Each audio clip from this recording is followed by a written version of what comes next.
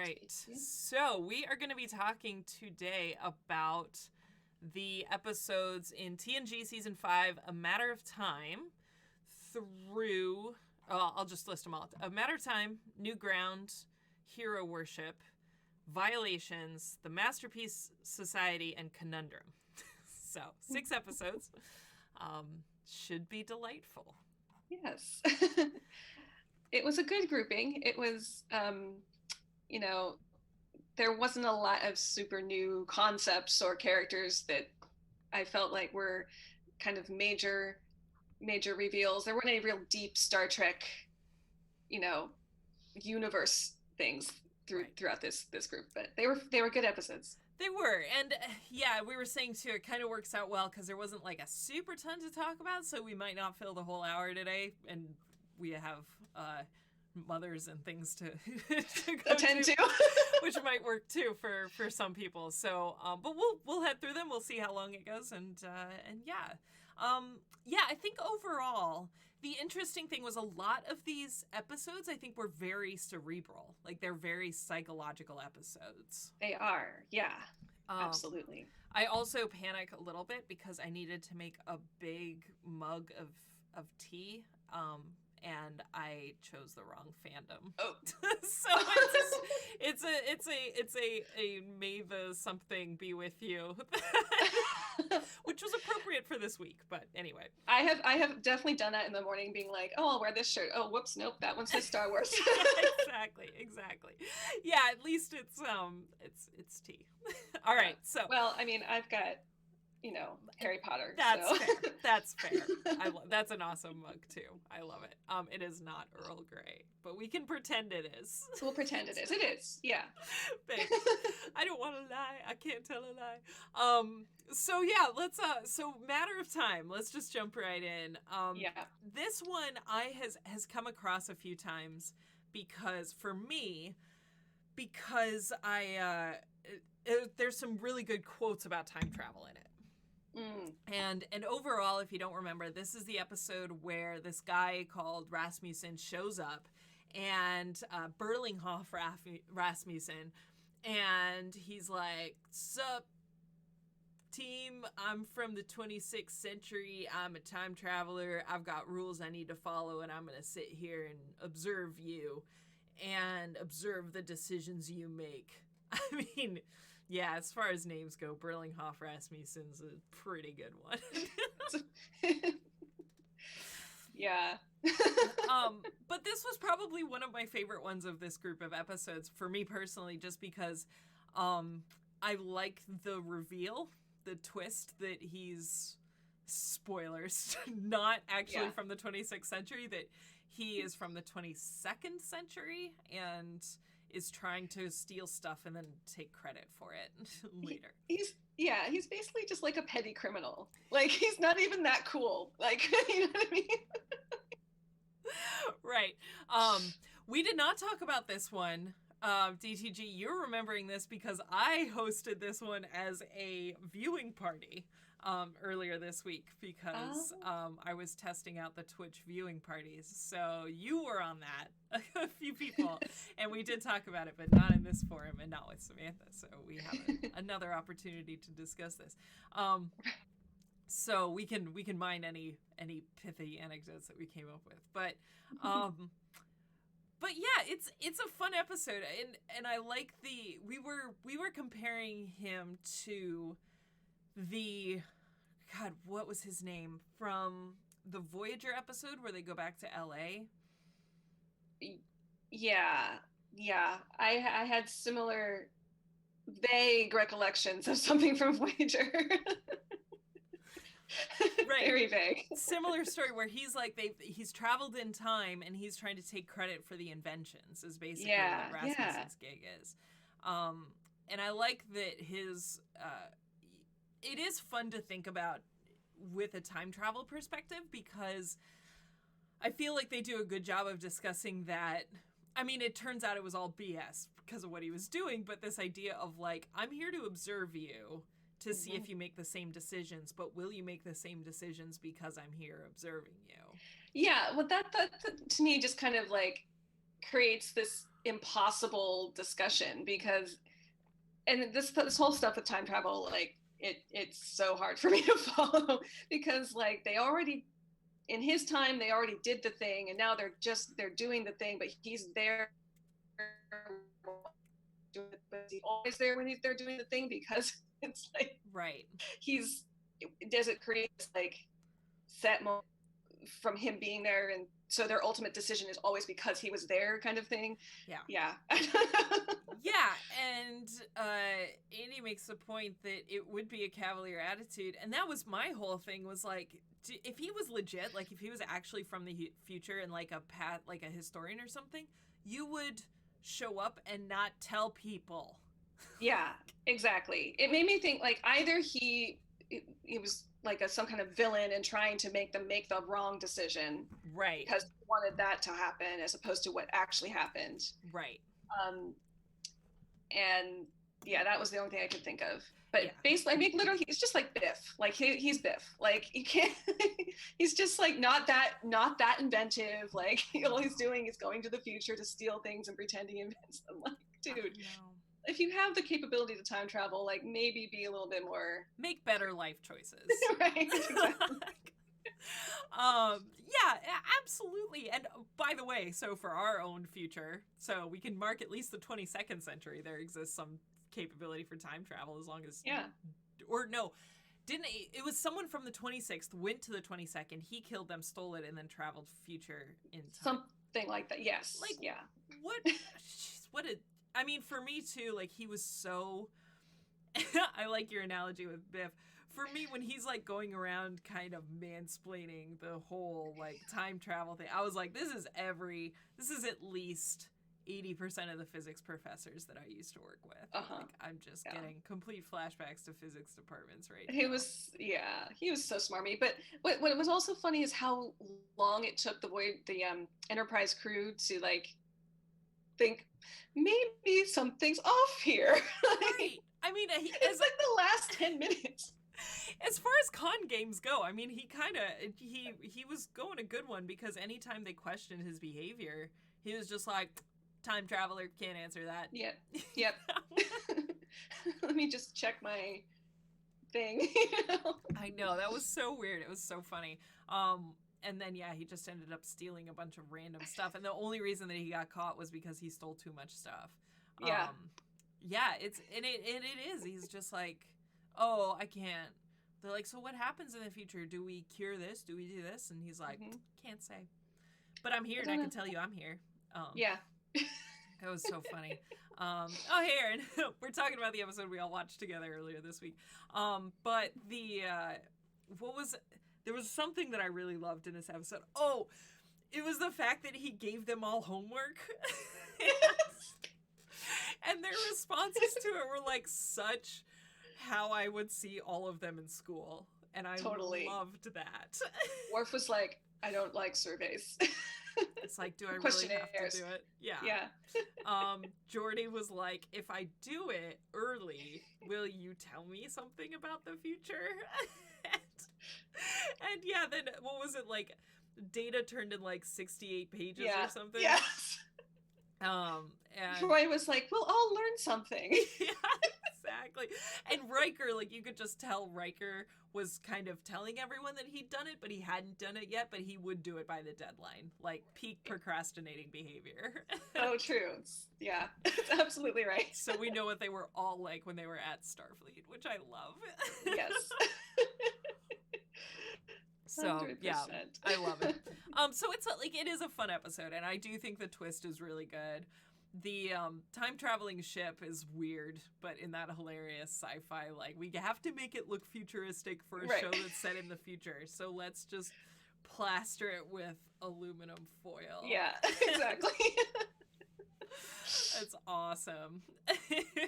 Yeah. I love that, Annie. That point, I was like, could you imagine how much paperwork like an XO like Riker actually has to do, and now he has to do more? But he has to not complain about it because he has to set a good example for everyone else. So right. Yeah.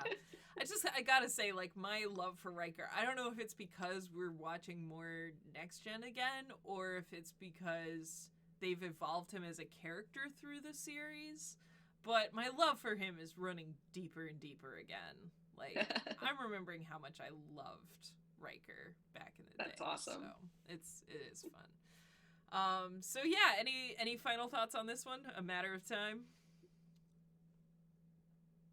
Oh, not really. Yeah, fair enough.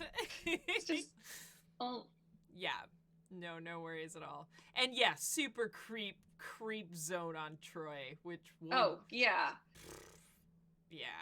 gross. We'll come back to that. Poor Troy with all these episodes in this grouping. Yeah, this is not ideal.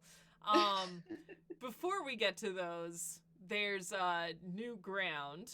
So this is the one where Alexander, Worf's son, shows up, who we find adorable. And do we?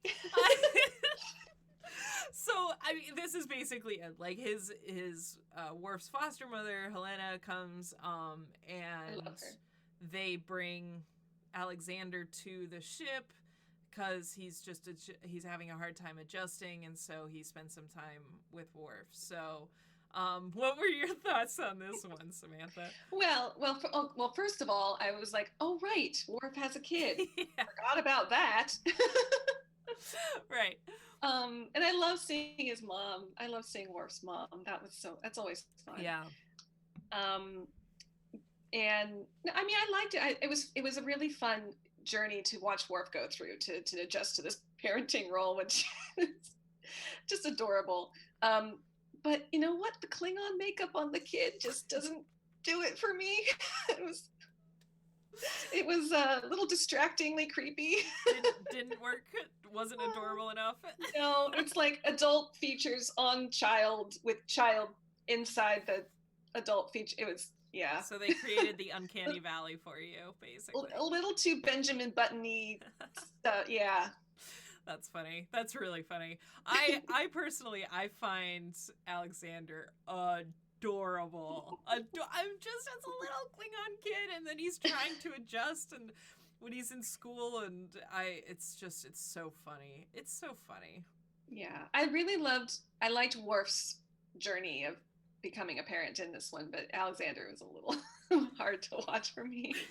Well, they do a good job too. I mean, I do think they do a good job. It's a little bit on the nose, but showing how hard it is to have a job and parent at the same time. Yeah. You know? Yeah, they really like kind of go into that, which is great. And I thought like Worf and Deanna's interactions were so great in this episode. She's like, buck up. Yeah. This is life, yeah. bro. You gotta deal with it. Yeah, and I love to like seeing the sort of classroom environment, you know, on the Enterprise, and like how it is raising kids on a starship. Yes. Which is interesting, and yeah. Well, and there's a lot of kids. I was really surprised, actually, because, I mean, hello, dangerous missions, and there's, like, children aboard. Right? Like, where do they go? Yeah, no, seriously, for sure. And so it's like, yeah, we can take it two ways. One is, it's kind of interesting to think about. I mean, the Enterprise D, this ship that they're on, is huge. Like, we've established it's an enormous ship. And it's not technically meant for combat. Yeah, it's over 1,000 people. Wow. Was kind of what I thought as well. And this idea that they do go possibly for missions for long stretches of time, that part of Starfleet is providing childcare, essentially, on the ship. Yeah. They're like, yeah, your kid can come with you, and they do. And they learn things. It's interesting. But then they also get into really dangerous missions. Yeah. So they don't ever really address, like, if the ship, like, loses a section or, you know, goes through a major, like, battle sequence. There's children. Yeah, and like it makes you think too, because we talked about the episode last time, Disaster, where the kids, you know, they won their science project, and then I kind of thought about that after the fact. I'm like, maybe the maybe that was like a project at the school on the Enterprise, you know, that it wasn't like they were flown in or something. Like it was legitimately like, oh, you can go meet the captain now. It's a weird sort of mind about how big the ship is and what sort of normal goings on there is. Exactly. Yeah. But it's fun. It's good episode. It's cute. Yeah, I like Alexander. Alexander's too creepy for you. But maybe that's we've talked about your cute rage before, so. Yeah, he did not satisfy. He did not Baby Yoda me. Right. That's awesome. I mean, yeah, they have done big evacuations, and in fact, in one of the later episodes we're going to talk about, they discuss evacuating like an entire civilization. So, I mean, civilization, but yeah, they do have a lot of room. It's a big old ship. Big ship. So any last thoughts on that one? The cabin service. Not really. That's awesome. Yeah, it seems tightly run like a cruise ship, but they must get a lot of exercise, like walking from one end to the next, like. I mean, it legitimately makes the turbo lifts and the Jeffries tubes like make a little bit more sense. Right, exactly. Yeah, that's crazy. Awesome, Erin, coming in with some numbers here. 1 to 6,000 normal complement, depending on what assignment they're on, and then 15,000 maximum capacity. Wow, 15,000 for that much. I wonder. Okay, let's take the cruise ship analogy a little bit further here. So 10 forward is their bar, right? Is it the bar just for senior staff? Because I feel like if you have 1,000 people there and one place to chill out, that's going to be a lot busier or bigger. You would think. Yeah.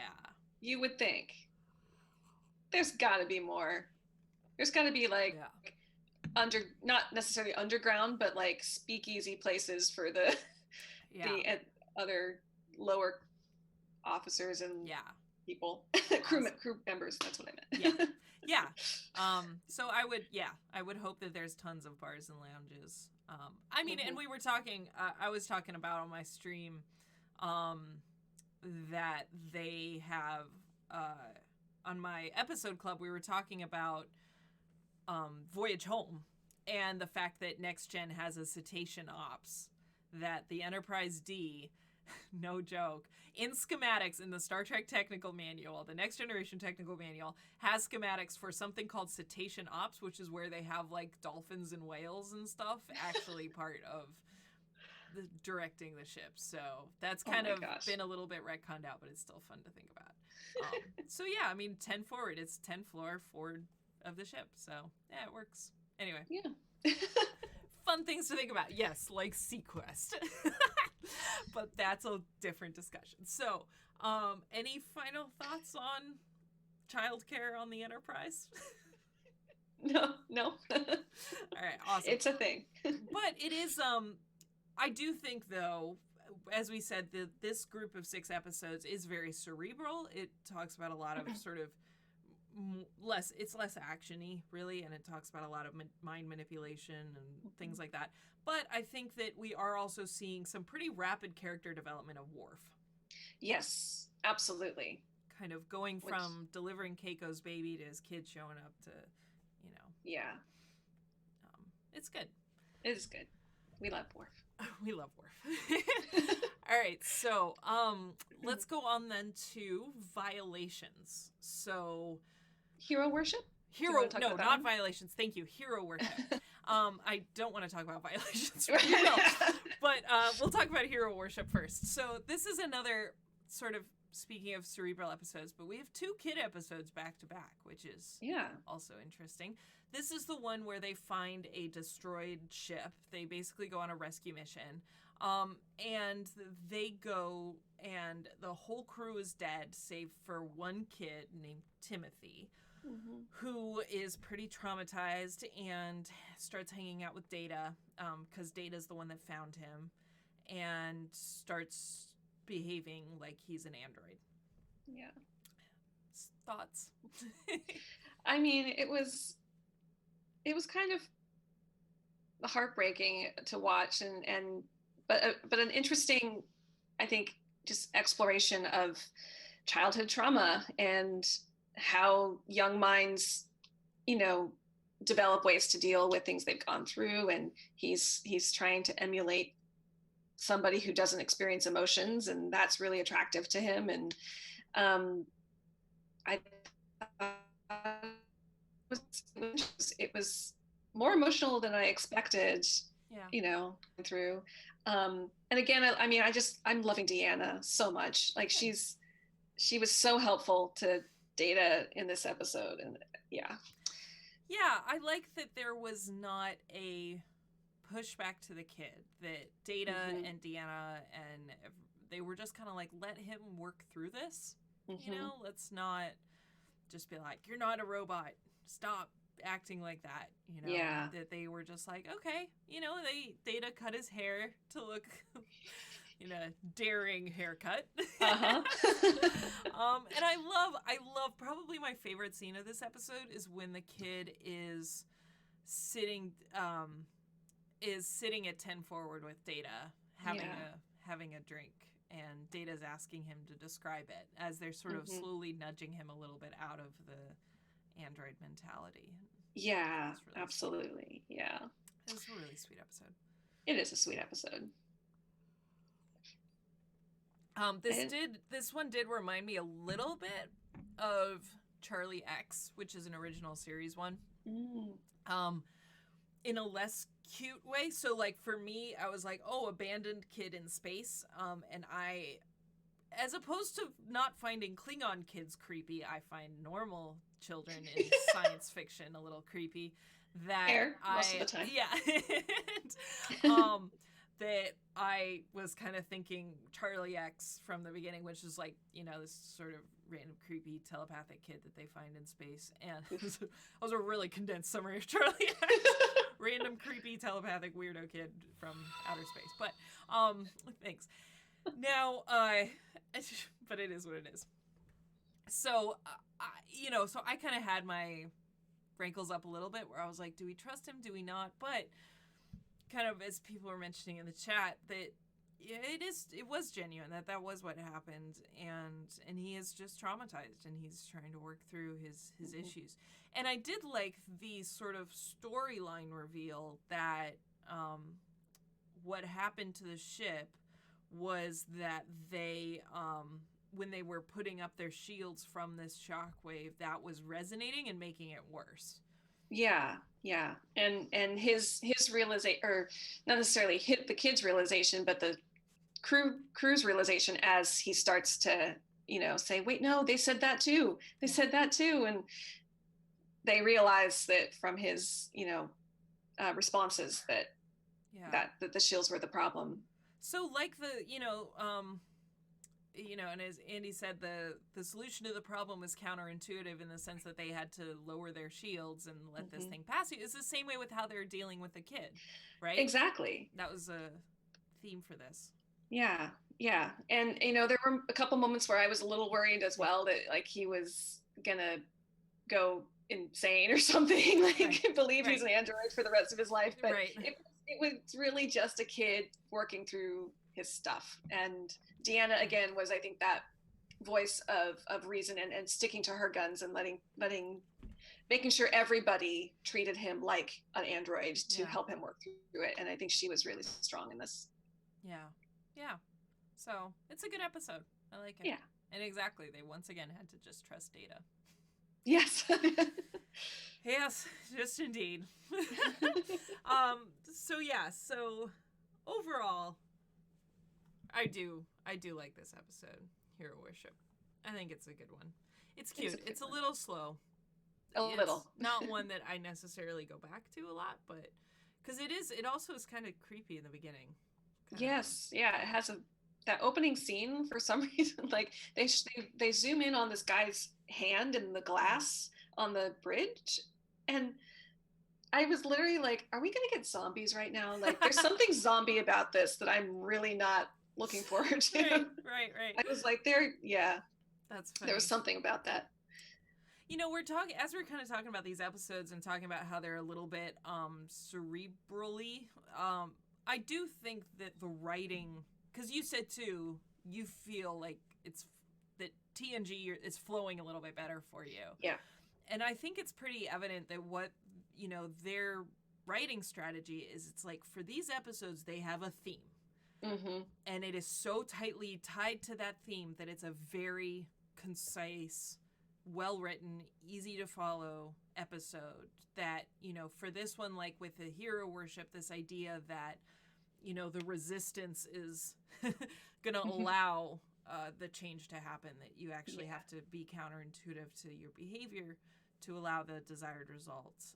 In both sides. Absolutely. Yeah. I think, so to me, the writing has noticeably improved, and the way the stories are rolling out is easier to watch. Right. So then let's talk about violations a little bit. We're promising to go through these. I will mention a content warning. If you haven't seen these episodes, it is hard to watch for people who have been victims of assault in multiple forms. It is a very hard episode to watch, and they make it, in my opinion, as someone it's hard to watch, unnecessarily difficult.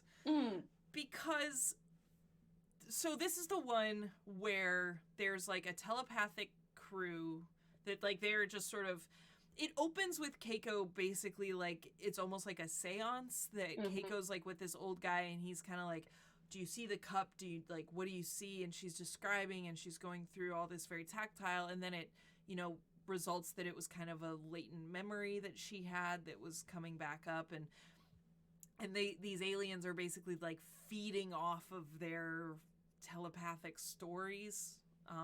And it's not inherently apparent, but like that's what they do. And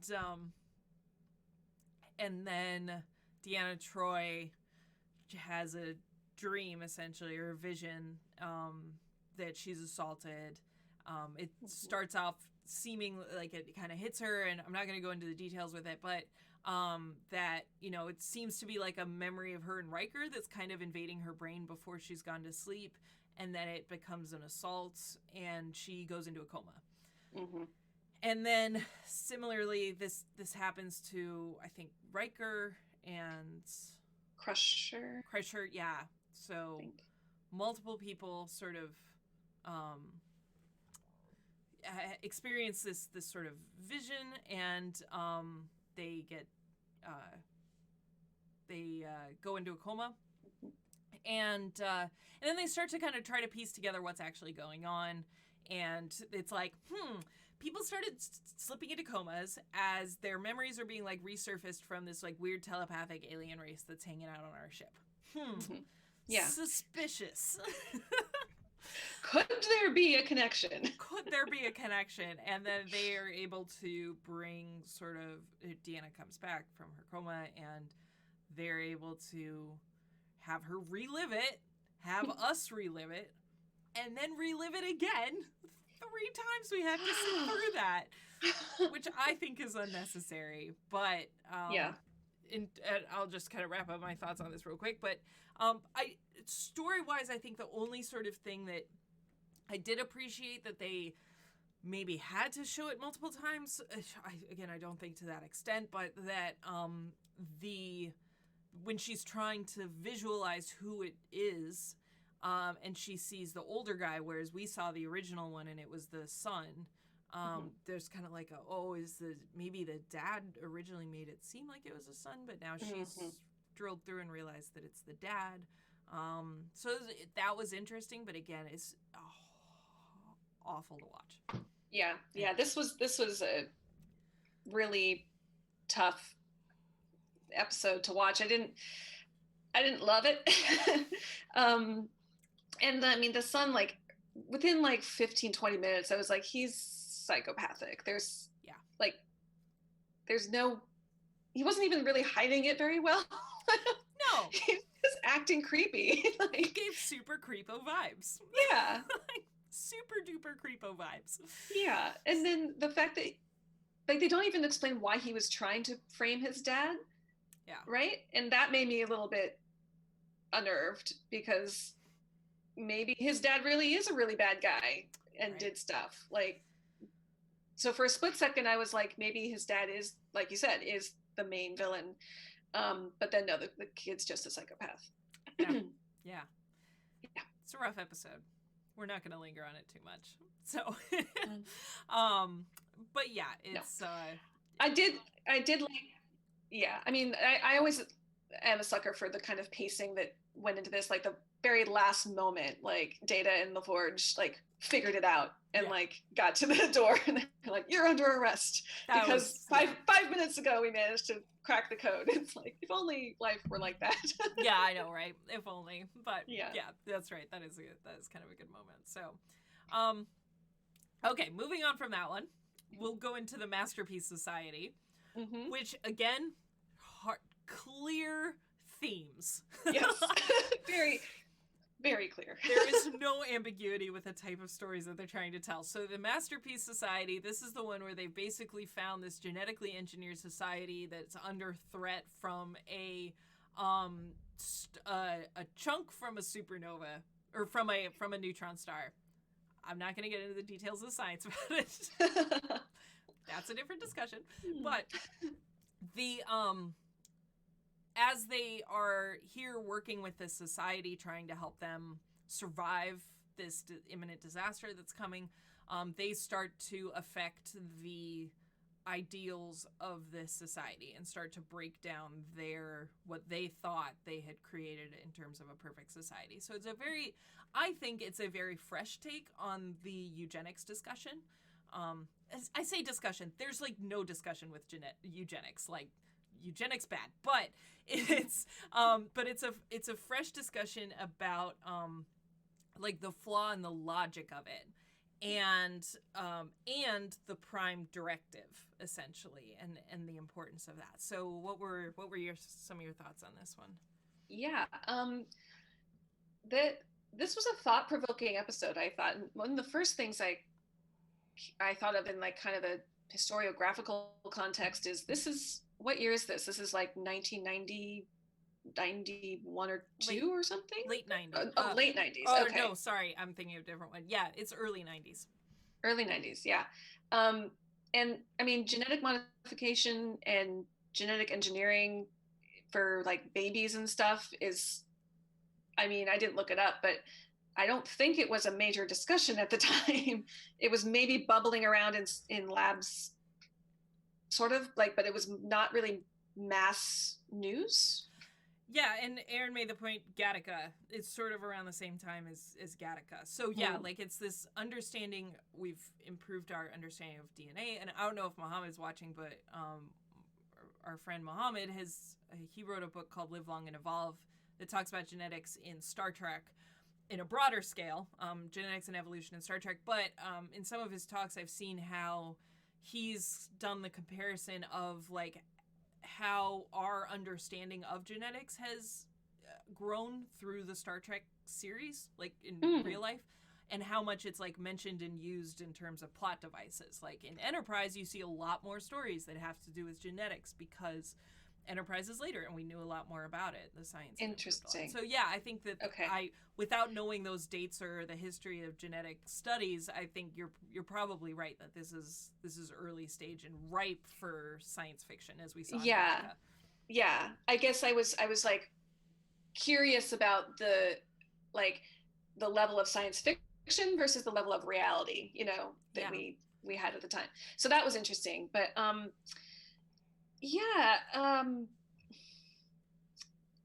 it created a lot of interesting questions about ethics and personal freedoms and personal choice, which I was like, ooh, this is really like it was crazy because it created it was like they're a colony, but they were also like a cult because people were born into it, they didn't leave it, they grew up within it, and that to me is extremely violating. Like it's they were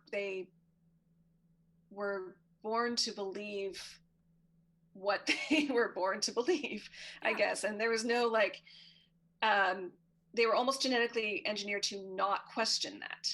Yeah. And that was hard.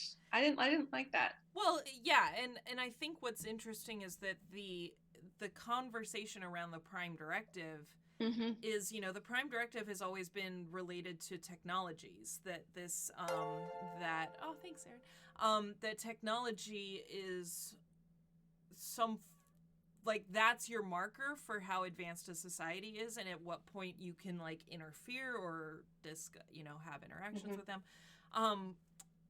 And yet, like you said, this society was sort of born into a very high technological capability, but very innocent in the sense that the Enterprise showing up to help them out didn't necessarily make them, the Enterprise had technology that they didn't have. What was mind-blowing for them is that their technology was born out of the struggle, that the fact that they weren't perfect, and their technology is better because that we, non-genetically engineered people, are not perfect. Absolutely. So, yeah. I love that. I loved that as well. It was kind of like it's sort of like a duh moment, but like the fact that what was her name, Bates or something? Yeah, Bates. Yep. Bates really is realizing this as she's almost and she's almost kind of discriminatory against LaForge, and not almost, she is. she's like really like not nice, but she comes to this realization, like, and it really breaks down her belief system, her entire genetically engineered belief system. And that the Prime Directive thing was so interesting to me in this, because about halfway through I started to think, like, why haven't they brought up the Prime Directive yet? Like, something feels off about this. And then like 10 minutes later, Picard was like, we also have to consider the Prime Directive. So I was like, oh, okay, there it is.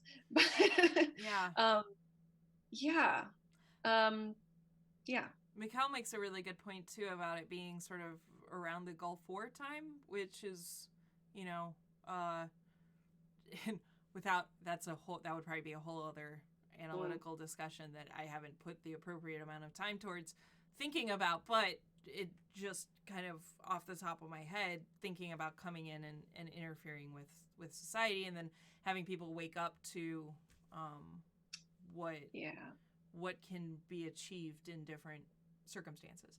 But I some of the fun things to view in this episode were LaForge obviously has a thing for smart science chicks, because we've seen that a few times now, so represent.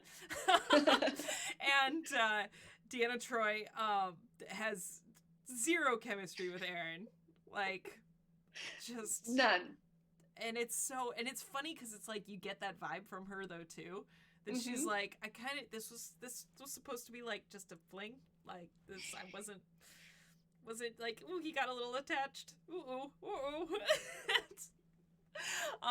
And I do think her eyes say that, but her mouth has to say, I love you. I know. It was so weird. It was weird. And it was funny. I was just kind of thinking back to the beginning of it though too, when Riker, Troi, and LaForge are down on this planet, and LaForge is obviously like science problem, cool science chick, like I'm figuring this stuff out. Troi is kind of, for whatever reason, like, ooh, that guy's cute, I'm gonna flirt with him. Yeah, teach me more about your society. And Riker's like, I'm bored. Yeah. I'm going back to the ship. Exactly.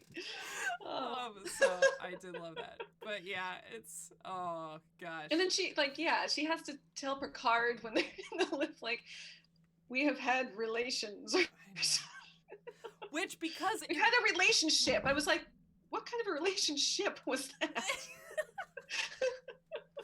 Right. It reminded me so much of was it the Voyager episode? Was it the Voyager episode where Harry slept with the alien without getting prior approval? Yeah. And ended up with a disease? Yeah.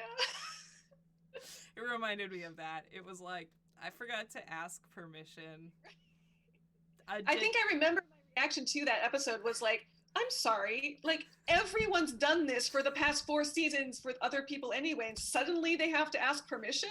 Like, Janeway's done it. I mean, yes, she's the captain, but at the same time. It's so funny. It's really confusing to me. So funny. But I mean, really, when Deanna Troy was bringing it up, it wasn't so much of like, I've done the nasty with an alien. It was more of like the thing of like, I think I polluted, like we've made things bad for these people. Yeah. And I have contributed to that, so you should know that when you're making this decision. For sure. Because they make the point, too, she's like, and I think it was a really, really good point when she's having this discussion with him. She's like, you wouldn't even talk to us, like, when we first showed up. You saw us beneath you, and now even you are, like, at least willing to make some compromise, Yeah. So there's clearly a flaw in your logic here. But clearly.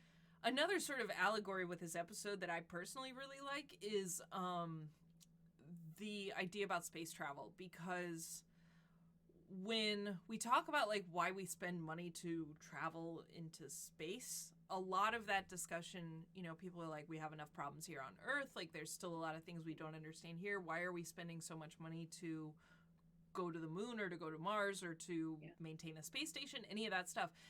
And a lot of the reason is, space is hard, and that difficulty and that environment that is not like our own, that challenge that we have to overcome, is a great catalyst for building technology that can be applied to the problems here on Earth.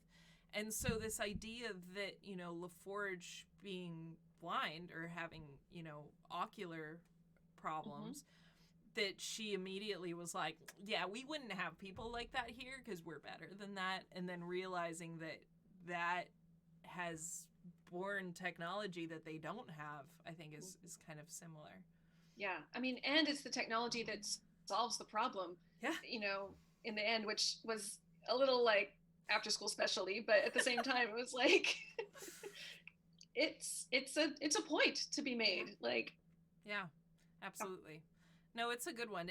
But I also like the ending too, that Picard's like, pump the brakes, people. Like, and kind of directing that a little bit at the Troy and Aaron saga here. But just saying like, we've only been here a few days. You have to think about this. Like, before you abandon everything, just let our presence be something you factor in to the decisions you make as a society. And if you do still want to leave, we'll take you, but we will also be there if you want to make that decision later, which I like. Yeah. So they're just funny moments in it, and it's kind of the thing I love too. I think one of my favorite moments, I was legitimately just having a blast watching this episode and the next one. I don't know if it was just I was in a good mood or like, whatever, but I was just having fun watching these episodes. Not that I don't have fun normally, but that sort of like, I'm like talking back to the TV and everything. But one of my favorite scenes is when they're like basically Skyping with the people down on the planet, and the guy's assistant is like in the back, and he's like reacting to every single thing that they're saying, and he's kind of like hovering in the background, like, ooh. Yeah. And I was like, I just pictured, because they immediately, when the conversation ended, cut scene to something else, and I was like, I would have loved to have just seen Picard's reaction, be like, did anyone notice that guy? Anyway, it was really absolutely funny. Yeah. Really, really funny. But speaking of highly entertaining episodes, Conundrum is the last one that we're going to talk about today.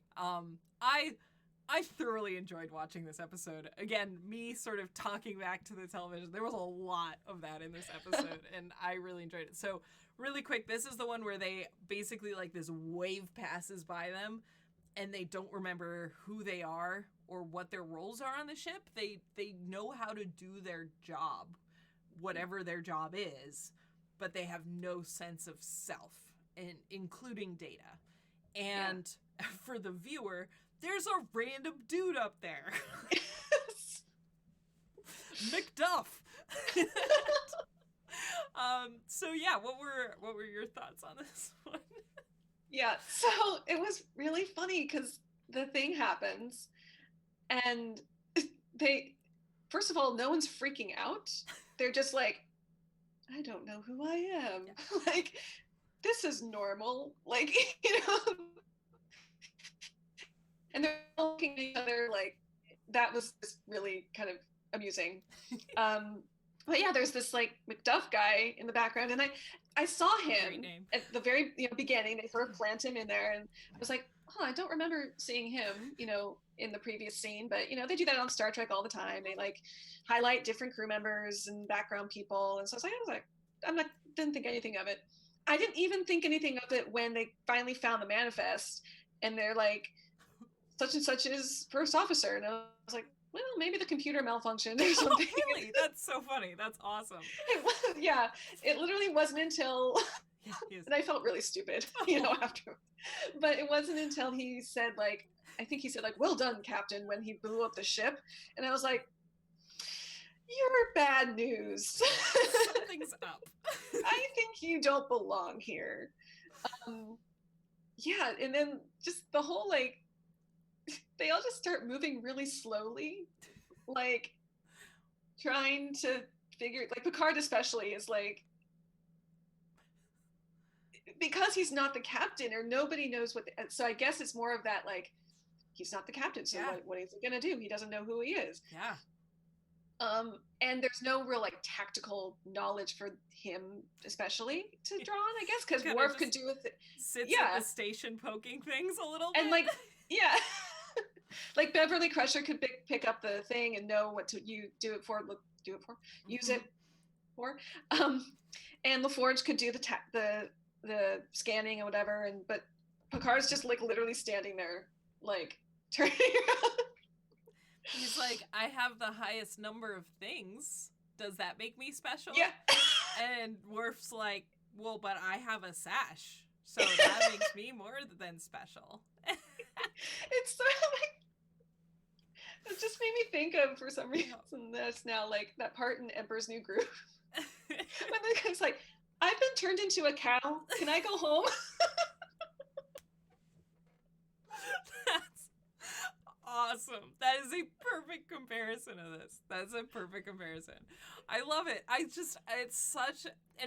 feel like this is such a tightly written episode. Like Aaron said, he loved this episode. Like, I think it is a solid episode. And they're like, this is weird, and Worf kind of just takes command, and he's kind of encouraged by McDuff. I freaking love that name, McDuff. Yeah. And, that he's like, combat. Everyone else seems useless, but we get. And he's like, well, this is a battleship, right? Like, there's tons of weaponry here. And he's like, yeah, it must be a battleship. And they're just like, okay. Okay. I love it. It's such a funny episode. And, so the thing is, like, even when they don't know, they still don't really know who they are to each other. And the manifest comes up, and Worf, like, his expression of guilt, and he like walks away. He's like, oh shit. I know. I overstepped, and he like legitimately, again, without knowing any more detail other than seeing the chain of command, is like, I'm really sorry, Captain. I didn't mean to overstep my bounds. I'm falling back into line. I'm sorry. Yeah. What a rule follower. I love it. It's adorable. Oh, it's adorable. Yeah. A Worfable. Amazing. The reveal of the crew manifest, for me, that was when, because first I was like, kind of like you, right? And I can't believe this episode has definitely made it up on my list as one that I will watch over and over again. Mm-hmm. I didn't remember this one that much. When I've gone back through and rewatched, I just haven't watched this one. So I will be again in the future because it was fun. But it's similarly, when this McDuff was on the bridge, and they're all kind of falling into their lines and figuring out what's going on, it seemed legitimate that you were just kind of like, oh, okay, well, that's weird, you know, but that would make sense if you had some random red shirt, like, on the bridge, and then this happens. Maybe he's supposed to be there, maybe he's not supposed to be there, but they don't know. And, yeah. But then, yeah, for me, when the crew manifest came up, I was just like, McDuff, you're not supposed to be there. You don't, yeah, get back in line. This is wrong. Give Riker his spot back. Yeah, exactly. So let's talk about Riker real fast. Oh, yeah. This was probably my favorite part. And I apologize to all my neighbors because my windows were open yesterday and I was full on screaming at the television with the drama that was going on between Riker, Ensign Ro, and Deanna Troi. Full on soap opera. I was like, when she's kind of making the moves, and they've got, I mean, to be fair, they hadn't necessarily had chemistry in the previous episodes, but they did a good job of the two of them kind of trying to fix things and then kind of being like, oh, there's something here. Yeah. You know, and but she is aggressive. Oh, yeah. Yeah.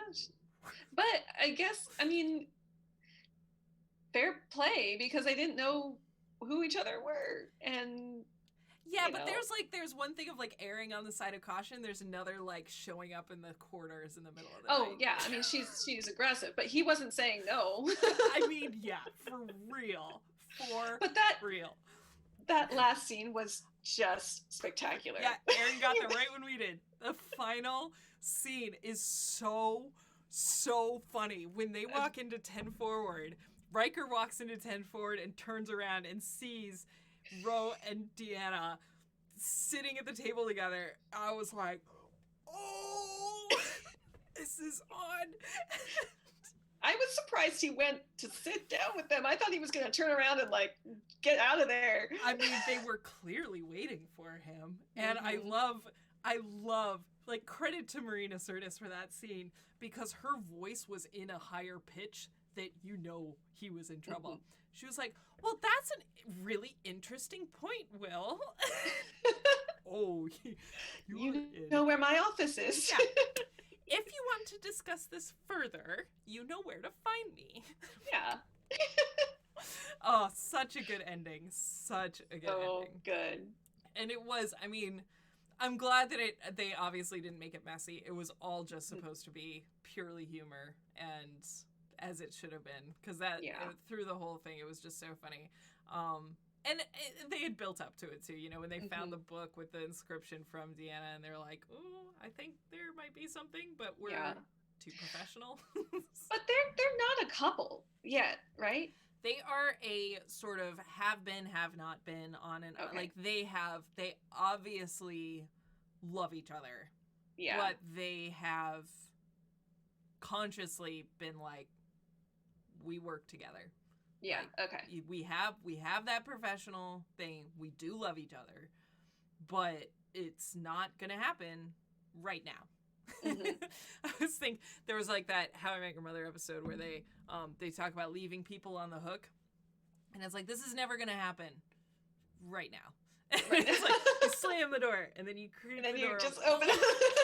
And that is exactly where they are. They slam the door, but it's open a little bit, but it doesn't keep them from pursuing other romantic relationships while they work. Clearly. As we have seen. Yeah. But it is funny because the other romantic relationships that they have pursued with other people have not been crew members. So. Yeah. It's so funny. I do think that the one guy that I thought reacted the most relatably to this incident that happened is as Riker and Ro are going through the ship, checking on everyone and checking the manifest and everything. The one dude that's in his cabin, and he's like, I woke up here. I think this is where I live. Is it okay if I stay here? They were like, yeah, you're fine. We don't know what's going on. But I love that he's just like, I mean, that is a rule follower. Yeah. He's just like, I'll stay where I'm supposed to. Yeah. It's like, you know, like when you're a kid, you just get lost in the grocery store, just stay put. And that's exactly what he did. Yeah. So funny. So funny. So good. Yeah, so Macduff. McDuff. It's a good one. And the reveal too, this idea that just from a storytelling perspective is brilliant. You know, that they wake up, they have some orders embedded on the ship somewhere that they are at a war. They are at war with was it the Lycians? Yeah. And they have to fight them. And they're kind of like, oh, okay. But we as viewers are like, who the hell are the Lycians? Like, Federation's not at war. Yeah, exactly. And I was thinking, like, this is kind of a I think you froze for a minute. Yeah. Pretty ingenious. Am I back? Yeah, you're back. What were you saying? Okay. Sorry. It's a pretty ingenious plan by the whatchamacallums to do this. The way they planned it out, like, wipe the memories, keep the tactical knowledge, make sure that the medical files are not accessible, like plant somebody on the bridge like that. Like, it's pretty well thought out. Yeah, it really is. It's smart, this whole mind dump that even affects Data. Like, let's give a little credit there. Also, love the fact that he ended up as the bartender. Like, because it just happened to be that Data is messing around with cocktails for Deanna Troi. Like, yeah. Of course. He's like, oh, yeah, I guess I'm the bartender. And they're like, they're going through the manifest, and they're like, so he's like a Lieutenant Data, and he's serving drinks at a bar. Right. I love it. Brilliant. Fantastic. So good. Awesome. So that's it. That's it. And we filled the hour, which is funny because we did not think that we were going to with these episodes. We kind of had planned not to. Yeah, but we just geeked out. And we did. Too much. So much geeking. And some good ones. So for me, definitely Conundrum was far and away my favorite. I think probably A Matter of Time would be my second favorite out of this group. The first one that we talked about, but yeah, Conundrum for sure was the best one, I think. Yeah. All right. So, any final thoughts before we let people go for the day? Not from me. Okay, awesome. Well, thank you all for hanging out with us today. Yeah. This was super fun. We will be back next Sunday to continue our watch through season 5 of Next Gen. And we'll probably we always kind of have a look at the list together and figure out for our own schedules and for the content there. We'll aim for 6, but plus or minus a couple. So we'll be back next Sunday, same time, to talk about this. It's 11 o'clock here on Twitch, 11 o'clock Pacific time. And if you want to follow me here on Twitch, you can see when I'm going to be on next time. I do game streams on Mondays for sure.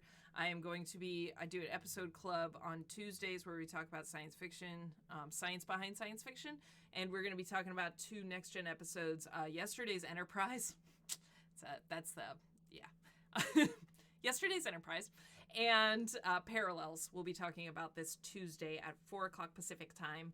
And then I am starting an Astronomy 101 class. I've been doing Astronomy Club. Starting this Friday, we'll be doing a half-hour Astronomy 101 class and then a half-hour Q&A afterwards. So thank you all for hanging out. Thank you for being here. Thank you to the new subscribers and followers who joined during this stream. And if you're watching this on YouTube, please do the usual, like, subscribe, and ring the bell so I can keep doing this fun stuff with you. And thank you to Samantha for being here and hanging out. And to my pleasure. All of you for joining in the chat. This was really fun. All right. Love you all. Get up, stretch, drink some water, live long and prosper. Happy Mother's Day. Yes, happy Mother's Day. Bye.